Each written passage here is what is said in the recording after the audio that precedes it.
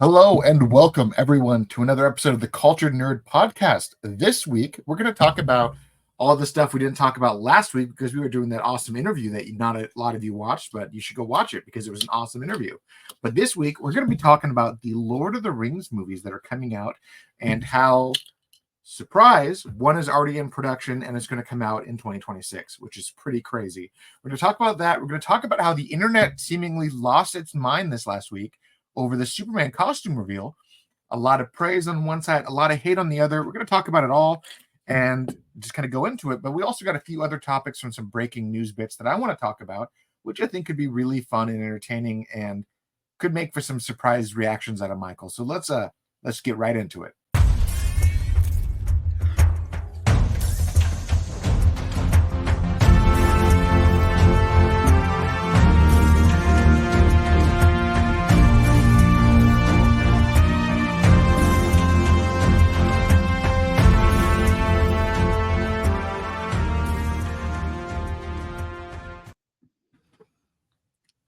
Hello, how are you doing, sir?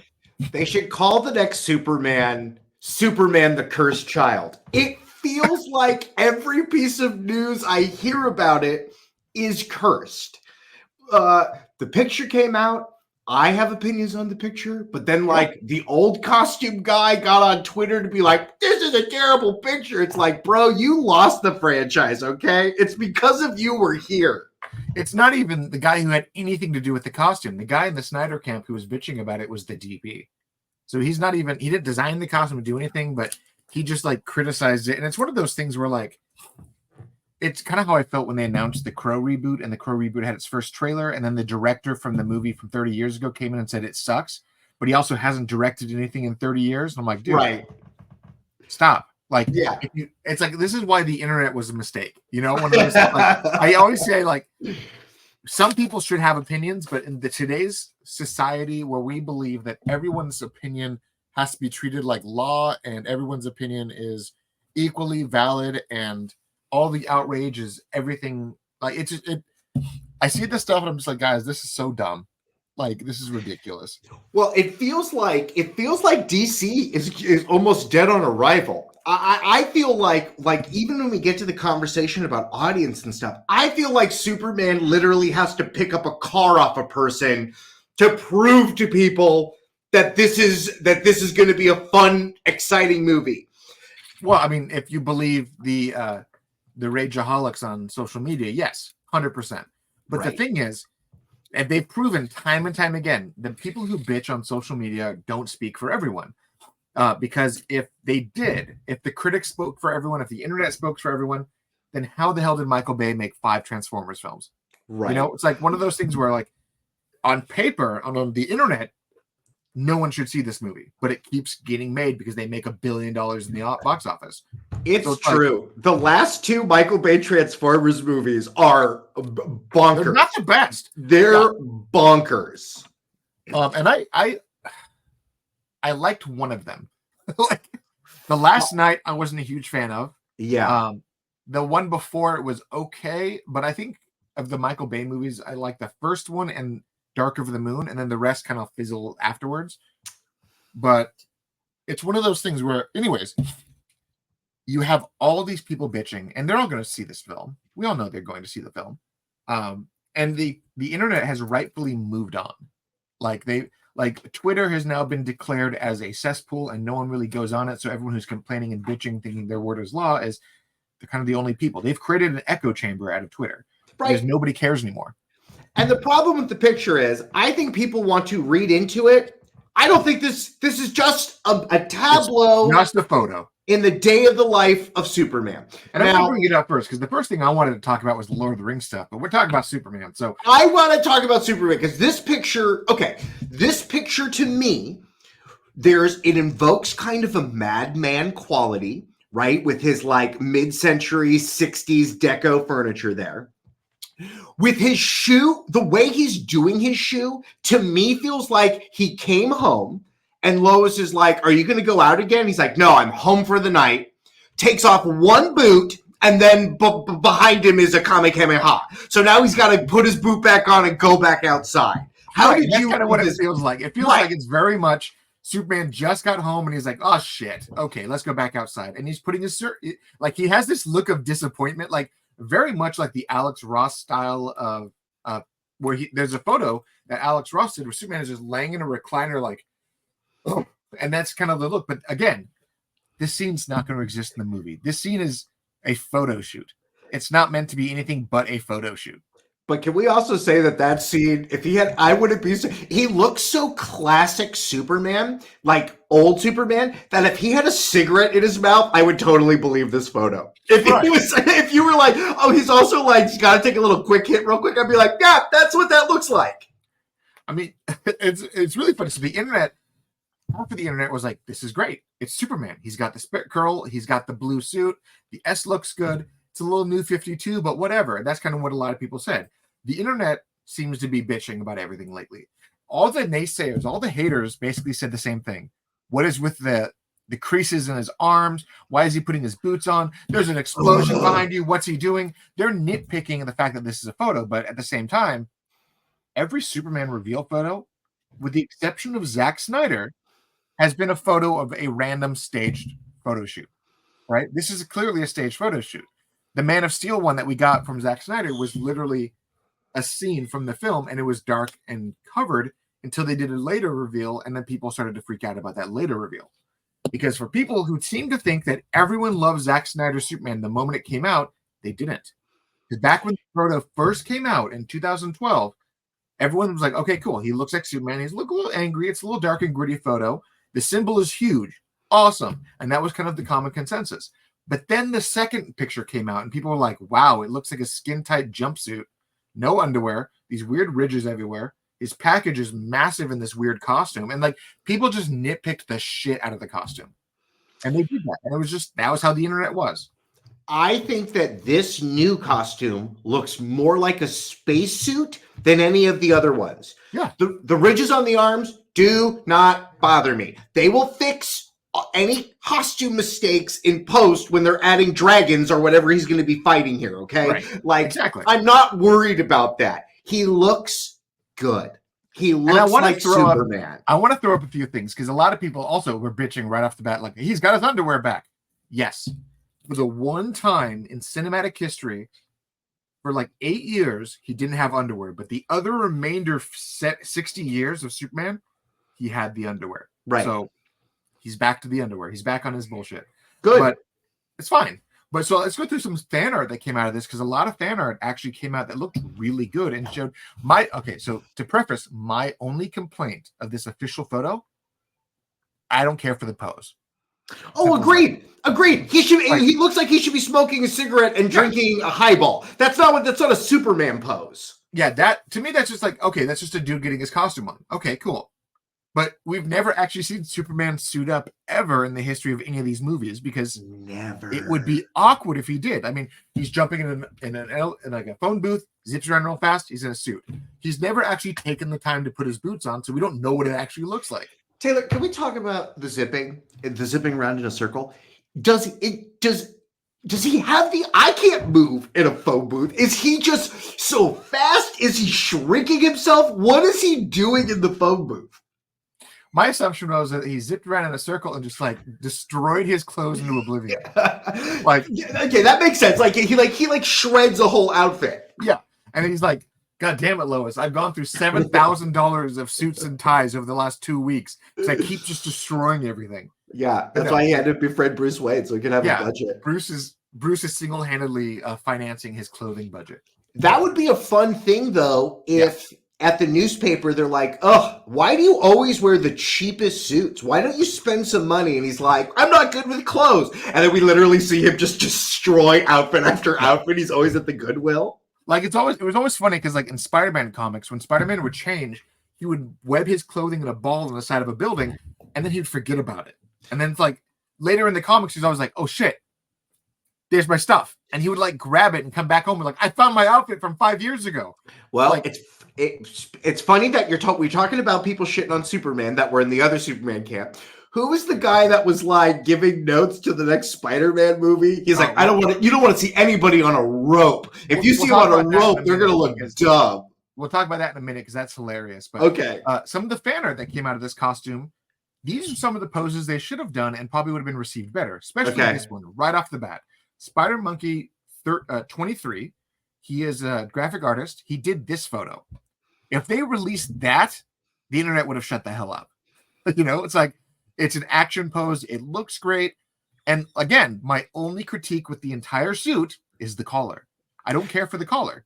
Everything else is fantastic. You can even hide his face if he had laser eyes. Also, I'm fine with the collar. Again, I like that this looks like a spacesuit, and boy, do I like that cape. Yeah, I'm really glad about that. And then you have Saya Artwork. Saya Artwork, who posted this photo of him in crypto. Another comic book look to him, but the lines are still there. The ridge is still there. You got the belt. You got the Superman briefs and all that jazz, and you've also got crypto because that's the thing. He's going to keep things in his belt, right? In that belt, he has chapstick or something, or a cell phone, or like a way that. So this is something that I've always like. I think Kevin Smith argued about this, that Superman has such unique senses that he doesn't do things the way that we do. Like in the issue of Kingdom Come, where he like zaps Bruce's steak into like a perfect steak. We don't know if that's actually what he perceives as a good steak, because Superman is like, he's never tasted the things that we taste. So, like, first off, he doesn't sweat. He doesn't need chapstick. He doesn't need any of that shit. So, who knows what he keeps in there? Maybe it's like a notebook. Like, he's a journalist and keeps his little notepad in there. And is like, I gotta take a note. That's something they've never been like, why are you eating an onion raw? And he's like, you don't understand. Raw onions are amazing. Like, you're right. They've never played that up before. No, and that's one of the things I've always kind of assumed, that Superman's sense of taste and smell and all that stuff is very much like a dog. And I say that before I explain. So a dog can. Oh, you mean Crypto? You mean just like Crypto, the dog? So our dogs, the dogs that we get on the street right now, they can taste microscopic taste out of anything. Like if you say, "Oh, why is that dog eating a piece of shit?" It's because that dog is tasting the pizza that was pre-digested. Like they're tasting all of the tastes that exist in something, and they can separate the taste while they're eating it. Pizza flakes on a piece of shit. That sounds great. Yeah. What did Superman could literally just go to a store and be like, I'm just going to eat that whole fucking kumquat or the whole onion, and it can taste like heaven to him because he can taste all the finite details that we can't. He can eat a steak and be like, wow, I can tell that the steak was grass-fed. It was living on a farm until age 25. Like, he can piece everything apart because of his super senses. So I've always assumed that Superman can eat some weird shit, and people will be like, that's not how, what? Or like maybe even like childhood Superman was like, I don't like this because I can taste all these things. Or like, I like this. Or like, that's how I've always perceived Superman. So Superman can only eat organic food because when he eats inorganic food, the pesticides. Yeah, he can taste the Monsanto Roundup on it. He's like, oh, yeah. What is this? Yeah, Lois, you got to eat real fruit. This is disgusting.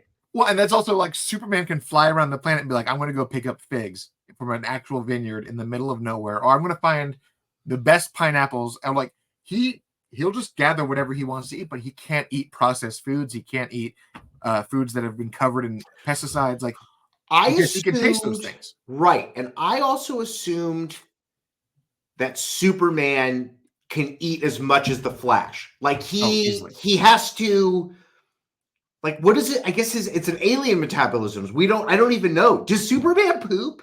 Does he poop? I've always assumed that he doesn't, because his body is so efficient at eating, at basically at functioning because of the Earth's atmosphere. He just dissolves everything. Yeah, he's like a plant man, right? He eats the sun. The sun gives him nourishment. He doesn't technically need to eat because he can just photosynthesize all the food he needs. He's like a Dracula. He can eat if he wants to, but like it doesn't do anything. Yeah, exactly. But I mean, he probably like in that one scene in Man of Steel where he's drinking a beer. I've always critiqued that scene because I'm like, that sucks. I mean, beer's not a good tasting thing, and people drink beer for the buzz, and he doesn't get buzz. So that's kind of a bummer. He's created this sense of normalcy. Like, people drink beer, so I will drink a beer. So he just tastes it. Can Thor get drunk then?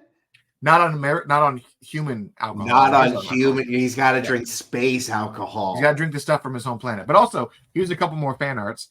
Jabba Hutt's put this one out of just a kind of a profile shot. And then you got Clements Inc., who put this one out, which is, I mean, they all look great. I mean, the fan art looks fantastic. And any one of these shots that they could have put out probably would have been less controversial than Superman putting on his boots. Yeah, but like this also, but like what I like about the photo is the tone of the photo. Yeah. We're not seeing Superman bursting down through a wall, which is fine. We're seeing a human side of Superman. Yeah. We're also seeing bright colored action. We're not seeing Zack Snyder muted dark tones. We're seeing Ghostbusters 1989 Whatever that pink pinks shit is. and green. And I bet space is going to be filled with pinks and green the same way that Guardians was. And speaking of which, Taylor, who do you think Chris Pratt wants to be inside of the DC universe? I saw that quote where he's like, "Why can't I just do both?" And he is brought up going to do both. He will do both. They probably all will do both. I mean, there's going to be so many people that'll be like, "Yeah, I'll work for James Gunn. Why not? He was fantastic." And you're going to see a lot of people that are just going to do both because previously the fans have gotten in their mind that you can only do one universe or the other. And there have actually been plenty of examples of actors doing both, and it's not being an issue. So why does it have to be one or the other? I mean, why does fans have to always constantly put these lines down? It's either Marvel or DC or Batman or Superman. Like, we can just like it all, and these actors can just be in it all if they wanted to. Christian Bale, though, is such a goat. Would he, if they offered him a face role, do you think he would come back to the MCU? If they were like, listen, we know you're Batman and you did that Thor movie, that's fine. Now you get to be Universe 712 Tony Stark. I don't know, because, I mean, he was so put off by how that Thor movie came out. I don't think he'll want to touch Marvel again. But he always does have a special spot for DC, so I could see him be like, yeah, I'll come back in a random they waste that character. That third act fight scene is real fun, and I wish they would have sprinkled more of that into the film. Yeah, they really messed up on that because like it was too dark, all the stuff he was doing. And I mean, his name is Gore the God Butcher. How are you gonna tone him down? You put kids, you make him like the child catcher from Chitty Chitty Bang Bang. I mean, It's kind of like the bad guy in Chitty Chitty Bang Bang. Well, I mean, you can kind of attribute to a lot of those movies to being like, these are random remakes that no one really saw. Like the Marvels, the villain is essentially President Scrooge from Spaceballs. Yes. I'm going to harvest all of the elements from different worlds and then fix my world. Okay, that we saw that plot in a parody movie, and this is supposed to be taken seriously. Yeah, I think there's way more comparisons to Spaceballs than we think. Like the music planet reminds me of some of the weird planet that the Princess Leia runs away from. She's a druid princess. What is her name? I forget. I haven't watched Spaceballs in a hot minute. I have it on Blu-ray. I mean 4K. I wanted to watch the 4K transfer. I haven't sat down and done it yet, though. I bet it's gorgeous. I bet you can see all the cocaine and sweat on their faces. Probably. This little specks of white around Yogurt's prosthetic face. We ain't found shit. Yeah. But aside from that, so last week at the Warner Brothers shareholder teleconference, they announced that they are officially, we already knew, they're officially moving forward with multiple Lord of the Rings films. Taylor, and wait, hold on. No. Let me finish. Okay, I'll let you cook. The first film is going to be called Lord of the Rings, The Hunt for Gollum. It's going to come out in 2026. It is being written and directed by Andy Serkis, the voice and body of Gollum. Hell yeah. And the original production team of the original movies, including Peter Jackson and all of his producing partners, are going to help produce this film. What is interesting about this story is specifically the source material of where this actually fits into the canon. This is your favorite part. This is the part you've been waiting for. The nerd hat comes on. So in the story, in the appendixes, we understand that there is a period where they literally talked about in the first 20 minutes of the Lord of the Rings, where Gandalf knew that when Bilbo met Gollum, he got the ring from him. The moment Gandalf realized that the ring was what Gollum had and that other people were going to hunt for him, a mad dash went to find Gollum. And he actually asked Legolas and Aragorn, help me find this thing right now. So you had Legolas, you had Aragorn, and you had Gandalf. We get the big three back? Searching for Gollum while the Black Riders were also searching for Gollum. So you essentially have this like chase movie where Gollum is just like twiddling his thumbs, killing fish, and literally everyone is searching for him. What? So these are okay. So this is that weird deal you told me a long time ago. These are the actual books, Actual stuff. Okay, the actual stuff. So this is not going to be what Amazon paid billions of dollars for, where they basically said we paid for this paragraph, but we didn't get the book. We paid for this part of the appendixes, but we don't have the story that the appendixes is based on. This is actually from the canon and the book because Warner Brothers has already had that deal, and they actually have rights to these books in their entirety. So they're actually pulling this straight from the actual source material. Okay, so this sounds like they can take the 20 minutes at the beginning of that and stretch it out into a 2-hour.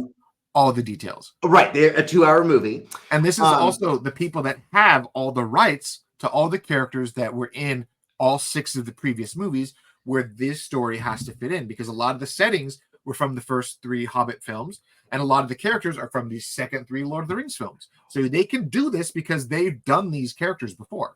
In addition to this, what are these next question mark movies?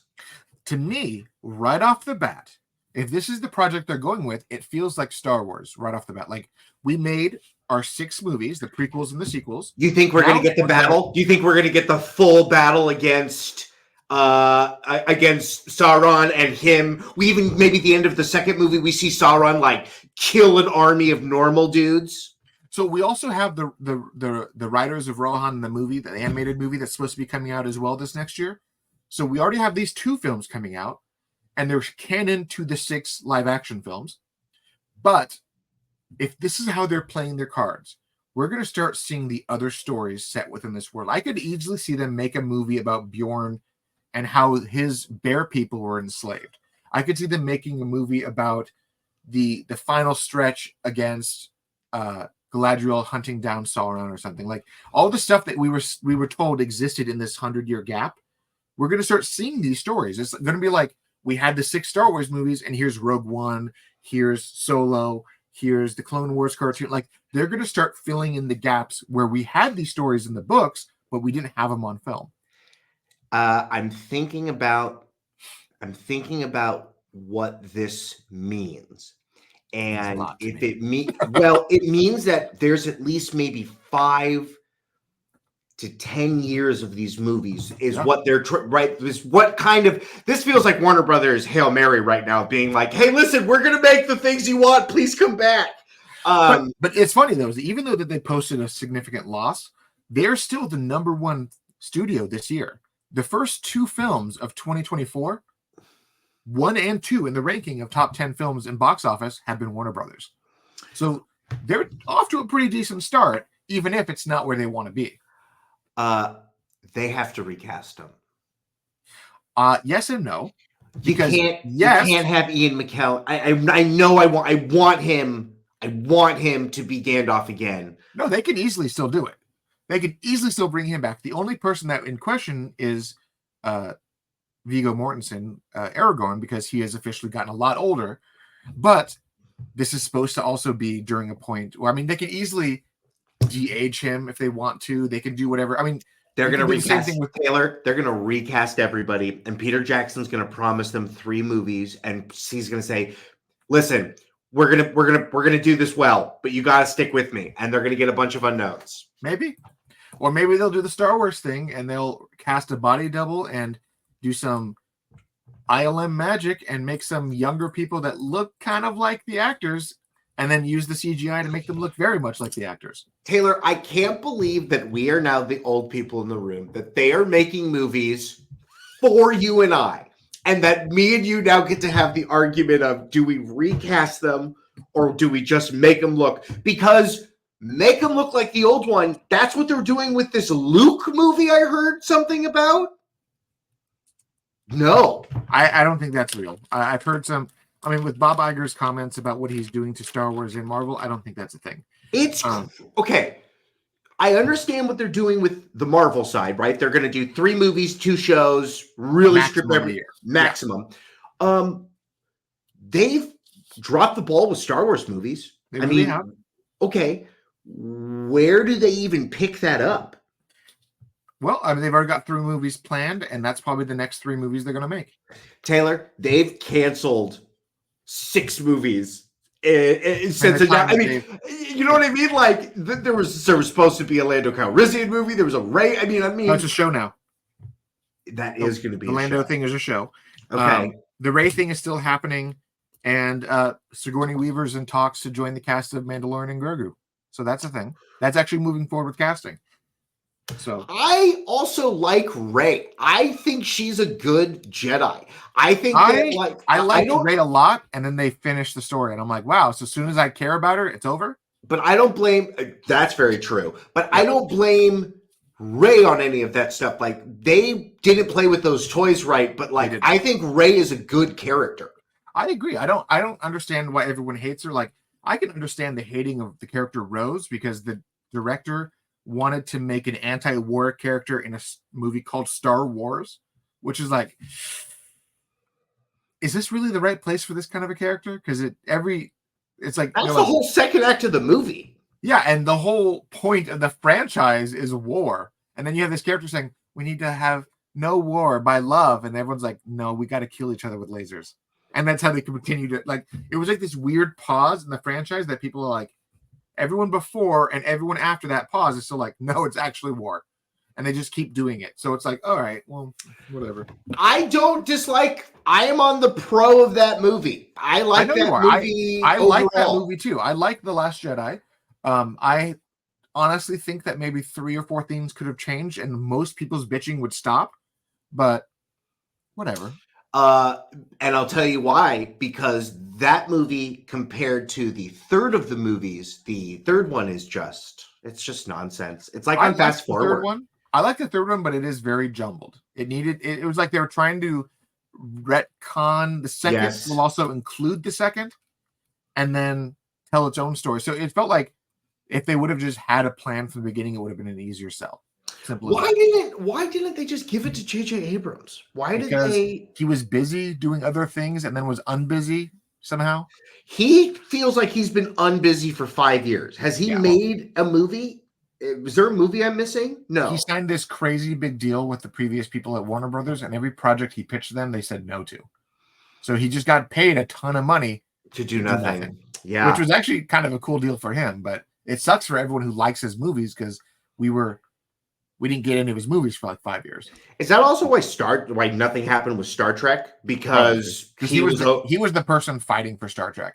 And without him, it's been kind of just spinning in a circle. Yo, Tarantino has decided that this new movie is not his last movie. Let him make his Star Trek movie. Yeah, what else are we doing with the franchise? Everybody will come and do a movie with Quentin Tarantino. Yeah. I'm good for that. I mean, it'd be really weird, gratuitous foot shots, but there'll be. Taylor, I would love to see Quentin Tarantino have to write for a PG-13 because they will not allow a Star Trek movie to be R. But they might actually because Star Trek Discovery. What's the name of that show on Paramount Plus? Is it the singing one, the one where they go to New Worlds? No, Brave New Worlds is a fantastic show about Commander Pike, but is it Star Trek Discovery? I like Star Trek Discovery, and I have not watched any of the new Star Trek stuff. Okay. I tried to watch the first season of Picard and fell off. I actually liked Picard. The second season I kind of lost on it. I'm getting ready to watch on the next one. Star Trek Discovery came out, and that show was actually like a hard TV MA.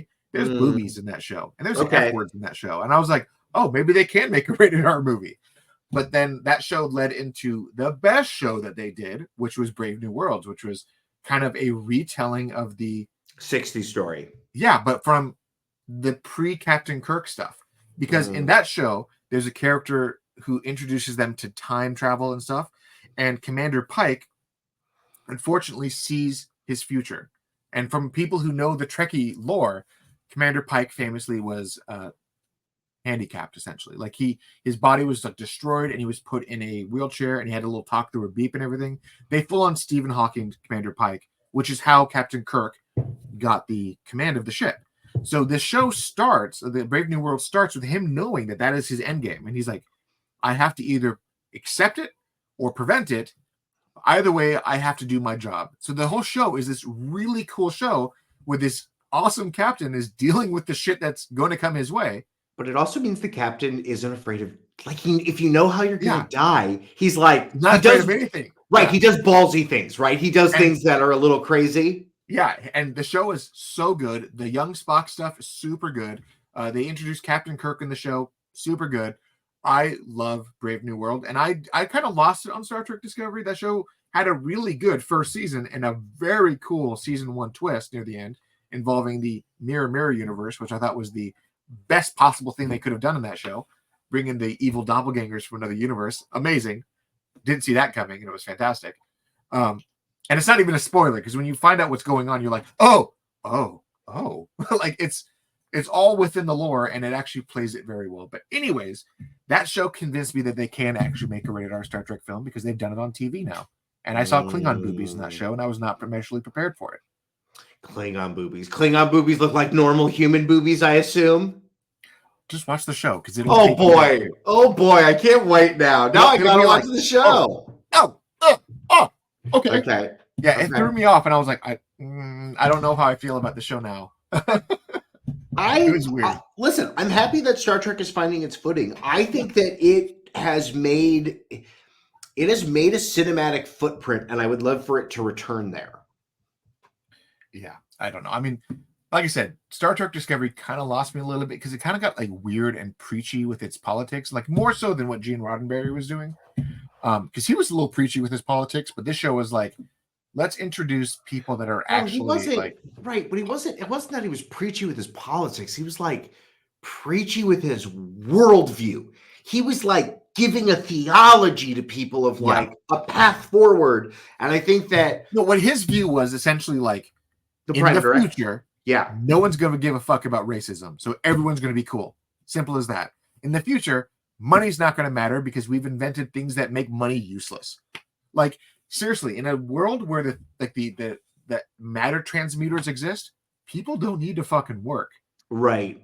Like, that's a reality of a situation, was that if I can have a microwave that can make me a laser gun when I'm pressing 2 buttons, I don't need to work to pay for that laser gun. I just need that fucking microwave.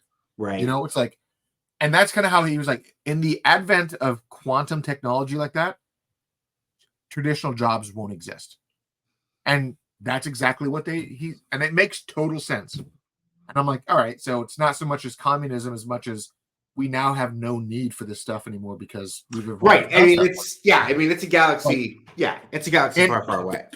It wasn't even his politics that were controversial. I mean, people try to make it controversial, but it actually makes sense from a logic standpoint. That's simple as that. But the newer with Discovery, it does kind of teeter in the lines of like, when people say, oh, that show is too woke, it's like they tried to throw every stereotype they possibly could. Black female lead, gay couple characters, modern day Democrat politicians playing future presidents of the earth, things like that. Like, it was a lot of like, this is a little heavy handed. Like, let's just go back to what Gene was doing. Do you think the audience just liked it because it reminded them that this is a television show and they're not in space? Like when Brave New World came out, it was essentially like, this is the show where they're just exploring again. Right, but isn't that the problem with Mandalorian? Like when Lizzo shows up, people are like, "Oh, that's not a space princess. That's Lizzo and Jack Black." Yes, if the cameo is too obvious, it pulls you from the sense of disbelief, and that's essentially what Star Trek Discovery did. Was that they threw in some cameos that didn't need to be there, and it threw people off. See, I like that part about Star Trek, that everyone is on like a play. Even like big celebrities are like in makeup and stuff like that. You're watching it for the story. They weren't in makeup here. Like when Christopher Lloyd playing a Klingon, people don't realize it's Christopher Lloyd until they're like, oh wait, that's Doc with a spiny forehead. This was straight up just like, I think it was the Democratic Georgia Governor Stacey Abrams as the president of the Earth, and it was just her in a suit, just like she wears at Congress, but with like an Earth pin. Yeah. Like it was no different than how she normally dresses. So people were like, what the fuck? Okay. Like it was almost more obvious than the Lizzo thing. At least for me, when that cameo happened, I was like, I know who she is, but why do I know who she is? Like Jack Black was. She fat shamed her dancers. Yeah, listen, again, it's fine. I mean, I guess Mandalorian is like the fun show now, right? Like it's not, the stakes aren't that high. That was like a fun episode. The show had high stakes, and then they introduced Andor, and people were like, oh, it's not as high stakes as we thought it was. So do we get the next season of that, or do we get the movie next? We get another season. The movie was technically called Rogue One. So okay. Andor season 2 is coming out next year, I think. Anyways, I definitely think Quentin Tarantino could make an R-rated Star Trek because it's fully possible at this point. We derailed pretty hard on that one. We talked about the Lord of the Rings stuff, which is going to be fantastic. I want to talk about something that's really funny to me.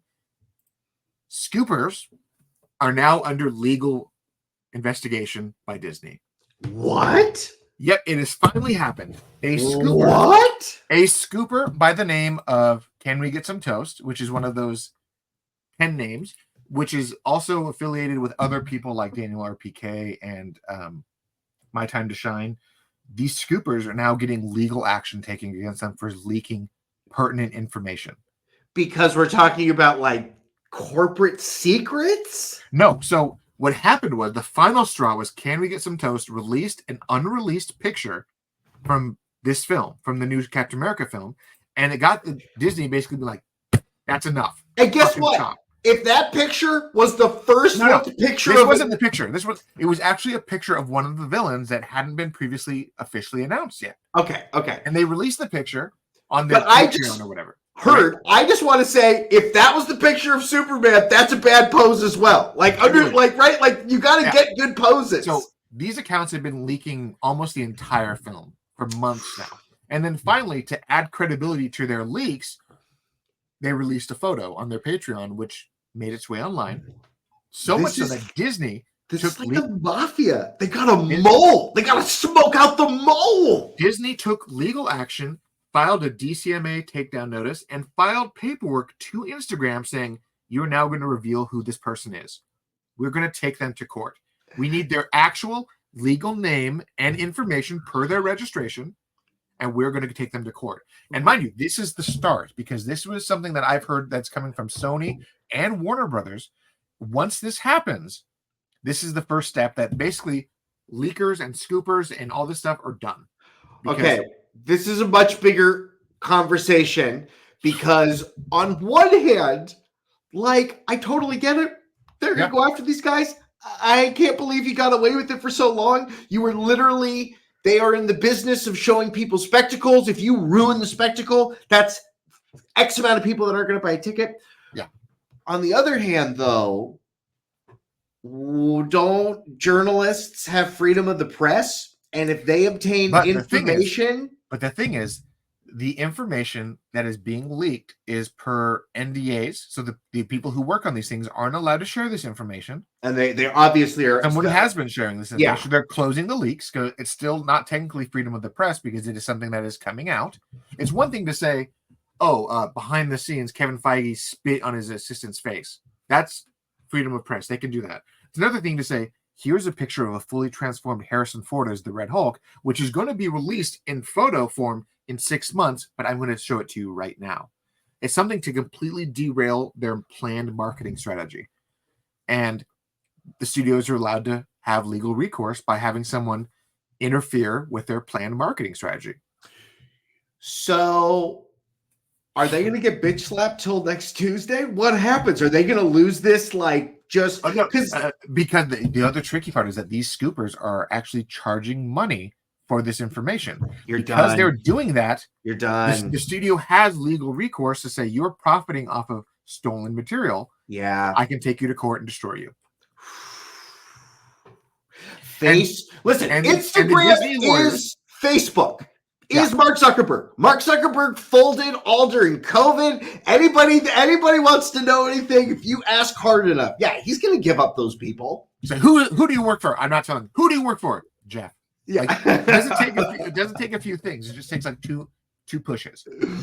All right. So that's happening now. And people ask me, why'd you get out of the scooping gig? I was told a while ago that the studios were looking at taking legal action. I didn't want to have any part of it. I moved away very quickly before this even came out. I'm surprised it took this long to happen. So, will other people plead ignorance in the future? They'll leak a photo and they'll get in trouble and they'll go, "Oh, I actually didn't know that this was. I didn't know this was a proprietary thing." So the problem My is that bad. you actually can't do that now because the studios now have almost like a legal vice grip on the nuts of Mark Zuckerberg, where if someone shares anything that they don't like, Zuckerberg is legally obligated to pull it and ban the account that posted it. And now they're actually pushing so that not only are we going to ban the account, but we're going to ban the IP address and all accounts connected to that IP. So Now, they're actually going harder on this. will Elon Musk still allow people to spoil MCU movies? Can you still post unregulated on Twitter? What's essentially happening is even if Elon Musk said freedom of speech, he also understands that there is legal recourse for leaking trade secrets, and he can understand that. It's not manipulating the facts, which he seems to be fighting for. It's people stealing, and that's what he's against. So I could see Elon actually back this up. I was going to say, Elon told Disney to their face, right, in that weird press conference where he's like, "Why won't you pay me? Why you can't blackmail me, but you don't want to advertise on my platform?" So I wonder if this is how he gets Disney back on board with Twitter. They might. I mean, they might actually say, "All right, we're going to stop jerking you around, but work with us, and we'll work with you." And he's like, "Guess what? I got what I wanted." I could see that happening very easily, to be honest. Next fun little tidbit, because this is something I was really excited about. Assassin's Creed. Shut up. AC Red was announced a few months ago. Assassin's Creed Codename Red, which takes place in feudal Japan, and you take the character played as a ninja. They officially announced that the next game is going to be called Assassin's Creed Shadows, and the trailer drops officially this Wednesday, which is probably going to include a release date for later this year, according to speculation and insider info. I already got my Japanese Assassin's Creed on called Ghost of Tsushima. Yeah. So I'm very curious to see if this game is going to fill that Ghost of Tsushima gap in my life. But I don't know. I mean, the last couple Assassin's Creeds have been too big for their own good. I liked when they felt more close-ended and the story came to an end and that was over. And the last couple have been like, here's the ending, and also now here's 25 million things you can do next because we're gonna bleed this out for another year of content. Are you still a future person going into an old body of our ancestor? Yes. Okay, that's all still canon. That's still a thing that's happening, but they've changed some stuff, so it's slightly more complicated now. And I honestly think that the future story deserves more screen time because they're doing some cool stuff, and this company keeps dropping the ball on the future stuff where they're like, "Oh, here's the stuff, here's the stuff, here's a crazy plot line," and we're just not going to fulfill it. We're going to be like, maybe we'll just skip around to the next thing. And they've left like 3 or 4 plot lines unfulfilled at this point for the future timeline. I'm not here to shit on the game. I hope they. I am. I hope it's bullshit that they keep teasing us and they're not fulfilling what we want. I hope they have a good engine. I hope they have a good fight engine. I hope that people like the game. I wish that game nothing but success. If the game looks good come Wednesday with this trailer, then I'll pick it up because I picked up the last few. They're all fun. But don't the trailers always look good for Assassin's Creed games? The trailers always exactly look like good. The game, unless it's a cinematic trailer and they're just really pretty and they've got really good music. Yeah, but the actual gameplay trailers. That was a cool one with Lord singing "Everyone Wants to Rule the World." That game was actually really fun. It was buggy as shit when it launched. Oh, buggy games! You can't. They're unplayable unless it's Pokemon. I mean, even the buggy games we played the crap out of. Speaking of Pokemon, Michael, have you downloaded for your iPhone the official application? No, is this the card reader one where you get a pack every day? No, that's coming soon. This is it's called Delta. It is an app that you can officially download on the Apple Store, and you can download ROMs, and you can legitimately play Fire Red on your phone. And I have a dope ass. I think I haven't even got. I'm 40 minutes into the game. I've caught 6 Pokemon, and I'm not even in Viridian City yet, and I've already got my Charmeleon. I just realized I don't even know. I was about to say I don't even know if I want to run through one of those games. But it's really fun because there's also a turbo button, so I can run everything at faster speed, so I don't feel like I'm wasting my time. Have you talked to the audience about your another fun one is here's my DS. They actually stack the screens for you. Yeah. And here's my game of Soul Silver. And my Totodile has already evolved because Gen 1 I always went Charmander. Gen 2 I always went Water. I don't know why. I just thought Totodile had such a cool design compared to the other two. I was like, do I want a fire anteater or a bean with a leaf on its head? I'd rather have a little alligator. Do they know about your deep love of Pokemon? I don't know. I mean, I've got a shit ton of Pokemon cards on my desk right now. Yeah, you have the cards. Yeah, they never translated to you into physical toys. No, I never got that. So the Pokemon 151 set that came out, I have been making it my effort. Shit. Hit the button. I hit the space bar. I've been making my effort to try to collect this whole set, and I'm now at the point where I just need to find all the secret rares. Like, I'm just looking for the secret rares at this point. And I've got little. Well, there's that Charizard that's worth a shit ton of money. I've got 2 of those. Will you go to the card shop and say, "Here are my extras. No, these are the cards I need"? No, I just have a box of the extras, and I'm just like, I want one complete set to put in that binder, and then I'll do whatever I want with the extras. But it's been like that since we've been like 9 or 10, whatever year it came out. It was actually like 10 or 11, wasn't it? It was like 11 or 12 when we finally got these things. But I wrote down all the things that we talked about, and then I wrote down and one more thing to share with you before we talk to your thing. Okay, I only have one thing. Edgar Wright is in talks to direct Barbarella with Sydney Sweeney. Ooh, wow. My thought at first was when they were like Sydney Sweeney's Barbarella, I'm like, that seems like a raunchy, weird movie. Who's going to direct that? And then they got Edgar Wright, and I'm like, now I'm intrigued. Yeah. Edgar Wright is such a good director that I'm now really confused on this. Is this movie going to be raunchy and weird? No, I don't. No, because it can't be the first. You can't just do the first movie again. The first Barbarella movie is crazy. Everybody, it's a bonkers movie. You really should see it. It's insane. They're gonna put her in the skin tight outfits. Like all of that stuff is there, but and Sydney Sweeney's not scared of being naked. We saw that all over Euphoria. No, she'll do it. She does it. It's going to be R. It's going to be exactly what people expect it to be, but it's probably going to be closer to the modern day comics where it's like the sex appeal is there, but also the storytelling is really good. So it's going to be like, oh, I can see why Edgar Wright's doing this. Does Barbarella have good? Does she have a banger soundtrack? It's going to be amazing. I can see Edgar Wright doing some weird space opera with jazz music and Sydney Sweeney in a skimpy outfit. I don't even know the music of the first movie. Was the first movie? Is it known for its music? I don't think so. I don't know. I think I maybe saw it one time, but it was even when I first saw it, I'm like, ooh, this is too smutty for my liking. I wonder if they do it. Yeah, do they do the? I mean, I guess you're right. If you call it Barbarella, the audience is going to expect a certain level of smut, but it's going to be smut meets Hitchhiker's Guide to the Galaxy. I think it's going to because he does comedy so well. Yeah, but at the same time, I does comedy very well. I bet Simon Pegg comes back and does this movie. Oh my God, I hope he's going to have to. I mean, Simon Pegg comes back for everything he does in some capacity. Well, Simon Pegg found the best movie franchise of all time in Tom Cruise and is writing that until Tom Cruise decides to stop making movies. Yeah, until Tom Cruise kills off Benji, then Simon Pegg's going to be in every movie. It's crazy that Benji is what Emilio Estevez.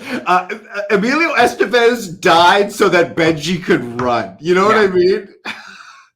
Mind you, okay, so I don't know how many times I've talked to you about this, but to me, to this day, that first Mission Impossible is the perfect adaptation of a TV show because for people who don't realize, this was all a TV show from the 60s. And all of those characters in the first 20 minutes of that movie were the characters from that TV show. And having Mr. Phelps betray everybody is like having Batman turn on the entire Justice League and then be the bad guy for the rest of the comics. It's like, holy shit. Mr. Phelps is the bad guy. Lost on people. Yeah, because nobody. But that's also, you know what this funny is? That is also kind of the storyline to Kingsman. Yeah. Taylor. Yeah. Where do we get Kingsman? Where do we get that guy to come back and be Kingsman? Matthew Vaughn apparently is working on 2 more, and that's it for this franchise. Okay. So we'll see what happens there. But that was all I had to tell you about. I mean, Barbarella is a smutty thing that's now Edgar Wright's going to insert. Is Barbarella even streaming right now? Can I we don't even know. send people? The Okay. reason why I say it's probably going to be filled with awesome jazz music is because of Baby Driver, and I think that's how he's going to take this. Is going to be like, wow, boobs with great jazz music and fast-paced action. Yeah, so here we go. And Baby Driver is out of this world good. phenomenal. So I wanted to ask you about this toxic work environment of Anna Taylor-Joy kind of shitting on the making of the Furiosa movie and that she was alone. Now, does that mean that they were filming crazy stunts and she was in a car by herself a whole lot, or that like she was isolated on set? I'm not too sure, to be honest, because I don't know what happened there, but I also saw that they finally revealed some information, which was surprising to everybody, about how there was a very, very huge feud behind the scenes between Charlize Theron and Tom Hardy, to the point where they didn't want to be in scenes together and they wouldn't come out of their trailers and talk to each other in between cuts. Well, I was about to say, does he create what is going on? I know it's high octane. I'm sure everyone is amped. There's a lot of things going on. This new movie supposedly has a 15-minute scene with no camera cuts. I'm good with that. That sounds amazing. That took something like 70 tries. Like, that stuff is amazing, but it eats people up. And the Charlize Theron stuff, I heard the story where Tom Hardy didn't show up. He showed up like late, and she's like, find this motherfucker. Find this guy $200,000 right now. Yeah. So like there's a lot of stuff. I don't know. Maybe it's just the environment. Maybe it's how he wanted to make these films so that people would like respond to them. Like we have to, it's kind of like this reverse style of method acting where he's like method directing. It makes me think of like that scene in Tropic Thunder where he's like, we're going to get in the shit. We're going to get everyone amped up and paranoid. And I feel like that's kind of what the environment started, and it just kind of derailed from there. Yeah. I don't know. But, you know, the movies, Mad Max Fury Road is still one of my favorite action films, and I'm legitimately looking forward to Furiosa because it looks like more of the same. I didn't see Fury Road in the theater. I said, why would I go see a Mad Max movie? Why would I see the remake of Mad Max? All of my friends told me I was wrong. It's now one of my favorite movies. So now that it's coming around, I'm going to see Furiosa, and it makes me wonder if someone is polluting this for like bad, like try to make this movie not be what it is. Maybe. I don't know. It's weird. It's weird that they went backwards and not forward, because I really would like to see Charlize Theron come back before she doesn't want to do it anymore. Yeah, I mean, I would definitely like it's super weird. I'm really looking forward to this film, and I hope it does successful so they finally come back and make a proper sequel to Fury Road. Because I liked Tom Hardy as Max. I thought it was fantastic. But what we got was... But see, I think if they bring Tom Hardy back, then we don't get Fury Road 2. He leaves. He goes places, and then shit bad happens around him. So I would love another real Mad Max with Mad Max there, but it's not going to be there. It's going to be Bullet Farm. It's going to be another place in the world.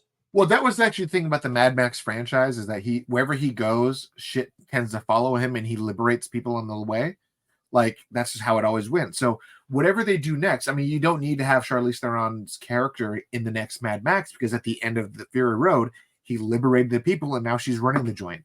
So he can move on to the next part of Australia that's deep in shit, and then figure out how to fix that part. And are they canonically in Australia? Yeah, they are. Like the nukes went off, and these are just the people that still live here? Yeah, this is the part of the world that hasn't been totally destroyed, but it's still Australia. So it sucks. I had no idea. I had no idea. It's actually supposed to be Taylor, Australia. Throw in that salt. Do you still have a shade against Australia? No, I love Australia, but that country tried to kill me on more than one occasion. I hear you. No, so I mean, I'm all for more of it. I love it. I mean, I want to see them actually make it. The whole rumored Mad Max: The Wasteland. I would love to see that actually become a film, and I hope that this happens with Furiosa's success. Taylor, last thing, anime update. I started watching Black Clover. I have not watched it yet. What's your opinion? It's I like the show a lot. It is the first anime I've ever watched and been like, oh, this is not drawn well. This show has a shoestring budget and does the best that it can. And there's the highs are really high, but Taylor, there are so many lows. Oh, this is weird looking. It's a great premise. I really like it. It's their main character. It's kind all of One Piece looking, but like One Piece with a crappy budget. It's very One Piecey. There's a big group. There's a whole squad of them eventually. I like it a lot. They're like 15 minutes. You know what I mean? Like 5 minutes is the recap and the end, and there's a little bonus clip, but like I just gobble them up. So I'm on season 2 of Black Clover. So I keep telling you, go watch Solo Leveling because it's probably one of the best shows that have happened. I know, and I'm gonna watch it. It's all in English now. I know. Do I watch the one with the Korean names or the Japanese names? It's all the Korean names. Even the anime version is still the Korean. It's Okay, still set in Korea. Great. So it's still, regardless. I mean, apparently Japan and Korea stopped their beef to create this show together, so this is great. But no, it's fantastic. And My Hero Academia came back, and the first episode was bonkers. The second episode was also bonkers. I didn't even know. I haven't turned on Crunchyroll. I'm super excited that you told me that. Yeah, there's also Michael, there's profiles now, so you can stop messing with my watch history from where you're living. I really like shadowing you. I really like you having to watch the same thing. I hate having to like go into my show and watch something and find out that someone watched over my progress. So make your own damn profile. I don't think we're watching any of the same shows. Yeah, we started to, and then you kept moving around on the shows, and I'm like, damn it, Michael. I don't know where I'm at now. That's true. Just make your own profile on there. I have me, my son, family, and I have a little space left for you. Just hit enter and type in the leech or whatever you want to call yourself. How dare you? Also, send me we'll talk off air. In fact, ladies and gentlemen, thank you so much for joining us here on another episode of the Cultured Nerd Podcast. If you liked what you heard, head on over to the patreon.com/theculturednerd. Help us keep the lights on around here. If you have those cell phones with you, take them out. Comment, subscribe, all of those things. It'll help us be more visible, get more eyes on us. Taylor, thank you so much for having me. Always. And thank you so much for we're doing this every week. So, thank you so much for continually tolerating me as we go through this mad world together of all the nerdy things that we still talk about 30 years later. As always, for sure. I can't wait to see what happens next week. Thanks for joining us, everybody. We'll see all you kids and cats next time.